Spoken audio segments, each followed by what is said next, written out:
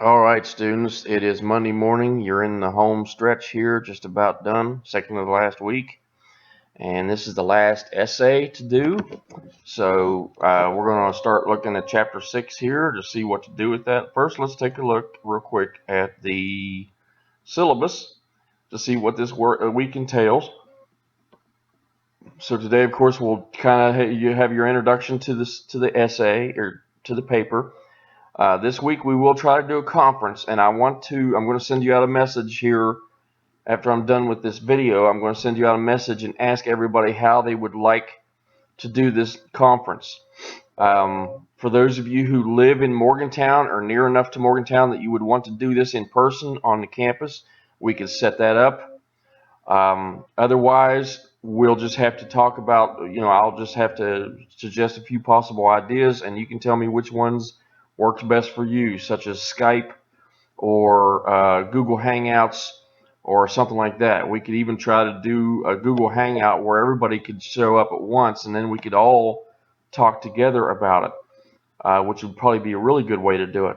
But anyway, we'll talk about that in a little while. I'll send out an email to ask everybody how they would like to do that and when.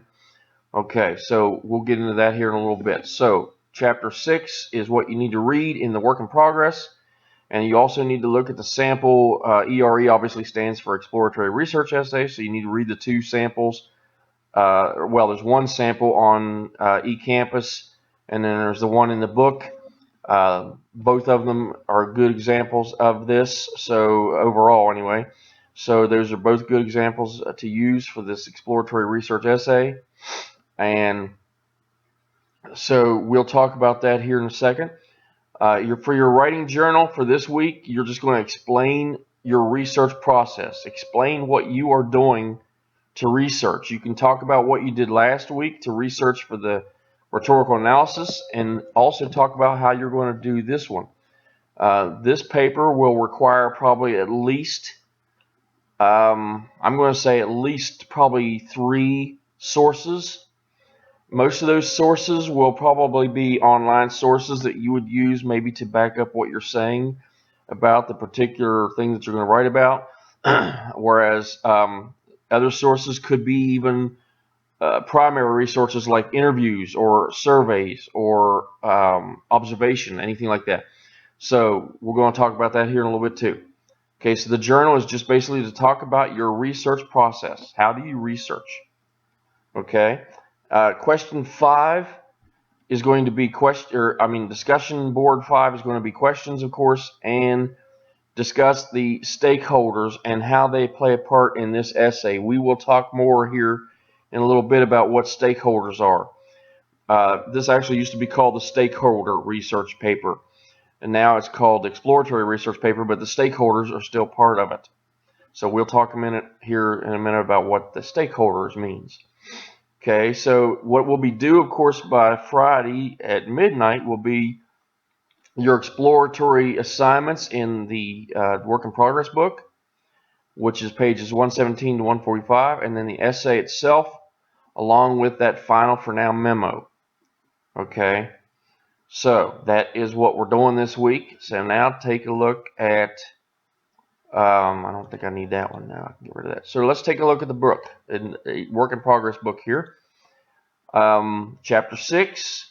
Obviously, this page just tells you a little bit about what it's about.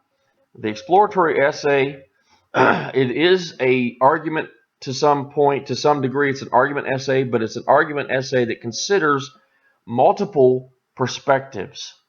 So instead of just considering 2 sides to every story, you're going to be considering several sides, multiple sides to a complex issue. Okay? So you're going to be discussing these multiple sides, multiple perspectives, and that's where the stakeholders comes in. Stakeholders is simply referring to those who have a stake in the issue. In other words, those who have a reason to care about the issue that you're going to choose to write about. Okay? So that's what your paper is going to be. Is you're going to basically be researching a issue of the day, an important issue of the day. I want you to try to think a little bit outside the box, though, when it comes to the issues. I don't want you to pick issues that are overly heated and overly discussed, like abortion is overdone. I mean, it's obviously a huge issue, but it's just too big of an issue to try to tackle in a single paper like this. So we're going to try to avoid things like we're going to avoid. You could even discuss actually issues that are in your own area where you live. Maybe you live in another country. Maybe you live in another state here in the United States, and maybe there's issues right there in your own hometown that you could talk about. That would be fine. That would obviously be very different because then it'd be local to you and probably more important to you, maybe more personal to you because it's in your own hometown or your own area. Okay, but we're going to avoid things like abortion. We're going to avoid. I hate to say avoid the social justice because that's such a big thing nowadays. But social justice is it's just a mess. And I don't know how to say it any other way than that. It's just a mess. And too many of my students, when they try to write about social justice, they get too a little bit too emotional. They write with their emotions. Same thing with abortion. You end up writing with your emotions, and then you end up losing your audience because your logic isn't as good there as your because your emotions take over. And so, and another problem with it is that some people who are very strongly for or against the issue will tend to be to their bias will tend to come out, and it's also because of that closeness that they feel to it, that the passion that they might have for it, or that personal relation that they might have to it, or whatever. So, in other words, their emotions take over, and their bias comes out, and it just makes for a bad paper. So, try to avoid those kinds of things, those really really hot button topics. Try to think a little bit outside the box and think either if it's a major issue, try to think of something different, a little different, maybe something a little bit more specific. If you wanted to do something in social justice, then maybe you could pick a specific issue under social justice. Um, Maybe something as it relates to college students. You know, one of the issues of the day as it relates to college students, since that's what you guys are now, right? So anyway, you're going to choose an issue of the day, or perhaps even an issue that's local to you, issue there in your own hometown, your own country, wherever, and write about that issue. Okay. Your audience, obviously, I want you to consider real world audience, real world purpose. In other words, who might want to read your paper in, what magazine might you try to publish it in, or what online source might you try to publish it in. Think real world when it comes to your audience and stuff. Okay. Next page. This one is organization. Obviously, the organization, you will see the organization in the sample essays that you have to look at. So it won't be hard to organize your paper because, again, I want you to use subheadings to help organize your paper. And so we'll look at that and talk about that here in a minute. Okay, here's your assessment issues. These are things to take note of that I'll be looking for when I read your essays. So make sure you take note of those. And then let's go ahead and move on. Okay, you don't have to do anything here on this page. This is your plan for this essay. This is where you're going to consider a research question. So basically, you're going to consider what is the issue you've chosen to write about. And then what you would want to try to do is try to phrase a key question or two that you will try to address in this. Okay? For example, maybe let's say the issue you decide to write about is, and I'm just going to throw this out there, let's say school uniforms. Let's say you decide to talk about school uniforms, and so you want to consider a question or two about that. For example, one question might just be a basic question like, should school uniforms be in all public schools, right? Or you might even go crazy and say that you believe that colleges should have to have school uniforms. That would be kind of crazy. I can't imagine you ever get that to happen, but you never know.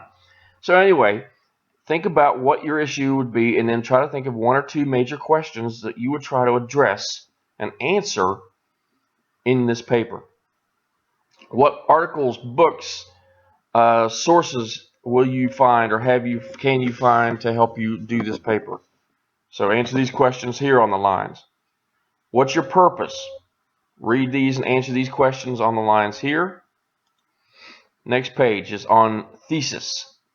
Now the thesis, we've already talked about how to do a thesis statement. This is another way to do that, some more information about coming up with a working thesis. So you can use that same thing that we talked about the other day for your thesis for this one. So do this one, just basically come up with a thesis statement using this information. And also I think, yeah, here's a thesis help on, this is a thesis creator that's under exploratory research essay under lessons. So we'll look at that too here in a minute. Okay, so you'll work up a working thesis, and then as you write your paper, you may end up tweaking that thesis, making it better. Obviously, you want to have a thesis statement at the end of the introduction. That's where it should always be. Okay, this is an activity on the audience, considering what kind of an audience you might want to write your paper to. So think about that for this. Kind of just answer these questions on this paper. You can just do it right here in the bottom if you want to, or whatever, and then submit that. Okay, now this is what goes with this one. So this is your audience consideration, and this is where it talks about stakeholders. Stakeholders are the ones who care about the issue. Oops, get rid of these things for now. So who would care about your issue? Let's take this example here. This example here is wind power. So let's say you're going to write a paper about wind power and how it affects your local area. So, you know, those big wind turbines, those big, sometimes they have actual big farms that have a whole bunch of those wind towers, windmills. So you could talk about if that's something in your area, that would be a good topic. So once you figure out what your issue is, this one is an example, is wind power in West Virginia. And then you think about, okay, who are some people who would care about that issue? Well, obviously politicians are going to care about it because it's something they could use to further their political agenda, right? Local residents are going to care because it might have to do with what they have to look at every day. You know, they might not like the fact that they're having to live close to this giant ugly windmill and stuff like that, and maybe how it affects their animals or how it affects the wildlife in their area. That would also come up with the environmentalists. Obviously, they're going to care about the way animals might be hurt by it, and also on the other side of the coin, the environmentalists would probably, there'd be some environmentalists who would like the wind power because they think it'll take away from the need for oil and gas, you know, the natural resources. And then, of course, another stakeholder might even be state tourism advocates would care, because if you've got a whole bunch of these ugly windmills in your area, your tourism might drop off. People might not come to your state or your country or whatever, your place as much to tour the place, you know, because it's no longer as beautiful as it used to be. That's happening here in places in West Virginia. Some places are losing their appeal, and they're not as beautiful as they used to be because they get these ugly windmills all over the place. Okay, so that's the stakeholders. That's what stakeholders are, and you will consider at least 4 of those plus yourself. So you will be the 5th stakeholder. Okay, so we'll talk about that here in a minute. But just do this based on, this is what you'll complete based on that. So you'll figure out your 4 stakeholders, and you'll put each one of those stakeholders in here. You can put their name like maybe over here somewhere where you can fit it. So let's say like politicians. You'd write politicians over here somewhere. And then here, why is their perspective interesting and important? In other words, why should we listen to politicians' side of the story? If that's, for example, using politicians as our stakeholder number 1, why should we care what they think, right? What's their perspective, and why is it important? What research would we need to do and understand to acknowledge the perspective of politicians? Well, we might have to actually look on some of the politicians, maybe their own websites, and see what they say about this particular issue that you're writing about, right? And then finally, what rhetorical strategies might appeal to that reader? So, for example, politician, what rhetorical strategies might appeal to a politician? Would a politician be swayed very much, do you think, by um, well, ethos would probably come into it into as far as how it makes that politician look. You know, the ethos would be what's the politician's character? How does he or she come across as being believable in their opinion about this issue? That's their ethos. Excuse me. And you might want to your own ethos might be what would appeal to this politician. Even more importantly is your ethos. As the writer of this paper, considering this politician's stakeholder, you want to make sure that your own ethos is solid so that this guy or gal, this politician, doesn't look at what you've written and say, well, what do they know? They're just they're just a kid or whatever. If you have good, solid, logical appeals, then you're probably going to be more likely to appeal well to that politician because a politician's smart. They're going to know if you're just trying to tug at their heartstrings and using just pathos. So you want to use less pathos with them and probably more logic. Give them good, solid, logical reasons why they should believe what you believe, right? And another way that you can boost your ethos is by using very good sources. If you use good quality sources that are written by like doctors or lawyers, people, college professors, whatever it might be, you use good sources like that. That helps your ethos and makes your argument look better to a person like this politician, right? So that's how you do this paper. Politician, whatever. Pick 4 stakeholders and talk about each one of these things for each of the stakeholders. Okay. Now, these things here are just about using the LibGuides and libraries, online libraries, so you can do that as you want. You don't have to turn anything in for these. Just use them if you feel you need to. Some of you might already know how to use CQ Researcher and the databases and stuff, and that's fine. So don't worry about having to do anything for these. Just use them if you need to. Okay? These pages about searching the databases and stuff.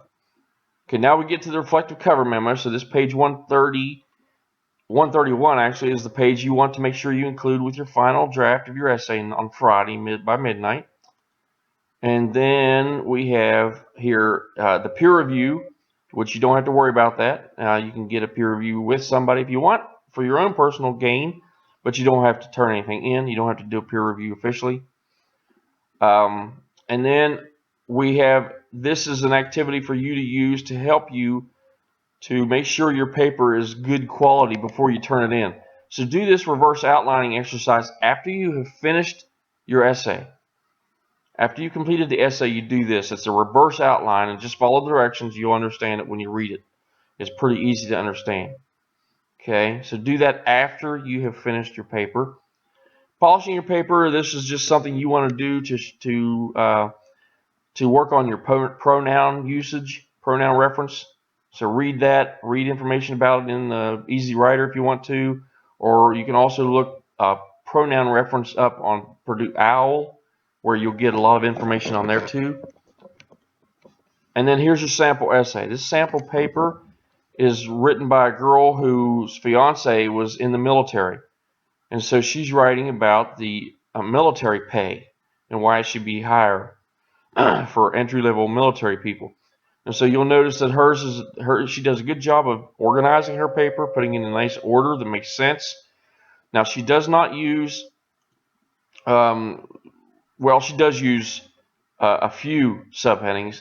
She probably could have used a subheading here to talk about the current pay, how the pay structure is or something like that. But it's okay. It's pretty easy to understand what she's writing about here. But then she does have, of course, here the opposing arguments. So here her stakeholders are politicians and leaders like Barack Obama and other like politicians like the Pentagon. So the military, the leaders of the military themselves in the Pentagon. So that would be the stakeholders. So right there's 2 stakeholders: the president and the Pentagon, people in the defense secretary and such.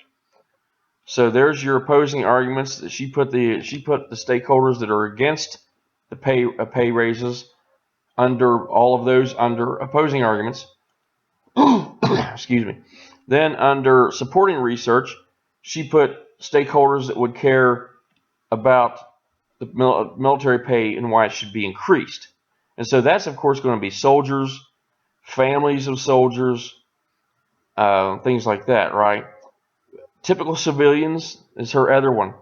Other civilians might care, right, about that. Okay, so there's that part, and then she has her own stake as last. So remember, you want to have 4 stakeholders that you talk about throughout the paper, of the body of the paper. Then your final stakeholder should be you. What's your stake in it? Why do you care about this particular issue you've chosen to write about? How do you feel about it? What's your opinion on it, and why? Why do you care, or why should people listen to your opinion on it? Okay? And then, of course, you'll end with your final conclusion, which she has here. She ends up just concluding it by sort of rounding out her point that she's making and how it directly relates to her, right? And then her works cited page. Remember, this is a good example of a works cited page and how it should look. So use this one as you want, if you want to, as well as what you have in the Easy Writer or on Purdue OWL. And that, I think, is it. So, yep, chapter 6. All right, so if you have any questions, obviously, on the chapter 6 in the book, just let me know. And then be thinking, I'm going to send out an email, a separate announcement about this probably, to make sure that you guys think about how you would like to do a conference. Okay? So be thinking a little bit about how you want to do a conference. Lastly, I want to point out that here's some help on under the exploratory essay. You have things like the thesis creator, which will actually help you to formulate a thesis. It's kind of similar to what you did last week, but a little different. So this one gives you an example and then shows you how to plug it in, right? So you can use this to create your own, and don't be afraid to use this exact formula. While others believe blank, I believe blank because, and then give 3 reasons why you believe it. Pretty simple, pretty easy way to make a good, strong thesis statement. And this example up here, of course, will show you what it should look like or could look like. Okay, so that's the thesis creator. This is kind of you might think of this as being kind of elementary, but it still could give you a good way and good information about how to write a strong paragraph. So use this information, read this over, and try it on your own. Try it yourself, and see if it helps you to create a good, more solid paragraphs, especially for a paper like this. Okay, so read through this, see if it helps you. If you're not sure how to use this, or if you're not having any questions about it, obviously don't hesitate to ask. But this should be pretty easy to understand. Okay, and then here you have another sample paper. Let's make sure it works here. This is a sample paper on love. This person wrote for an actual instructor. This obviously is not correct. You're going to put English 101 dash whatever your number is, 7D8 or something like that, I think it is. So you're going to put that here, and then the due date. But this paper, again, it considers, and hers is a little different because the way it considers the 3 or 4 people that she uses as stakeholders, it's not so much. It's basically it's all people who are writers or people who are knowledgeable about things, about issues, about philosophy or whatever, and it's basically those 3 different writers' perspectives, and then she ends up talking about which one she agrees with most at the end. So this is another good example. She does not use subheadings, but you want to make sure you use subheadings to make it clear. It's pretty clear what hers does, because she starts with a good, she uses good introductory phrasing here, like one perspective, another perspective, and finally, and stuff like that. She talks about Um, of course, love from different perspectives in these. Um, so this one is another good one that you could use as an example of how to organize it and everything, but you do want to make sure you have um, subheadings. Okay, that'll make it a lot easier for me to read it and easier for you to keep track of where you've got everything and where it should be. Okay, so subheadings are a great thing to use for these papers. All right, so that's pretty much it. If you have any questions, don't hesitate, obviously, to email me, and I will talk to you soon.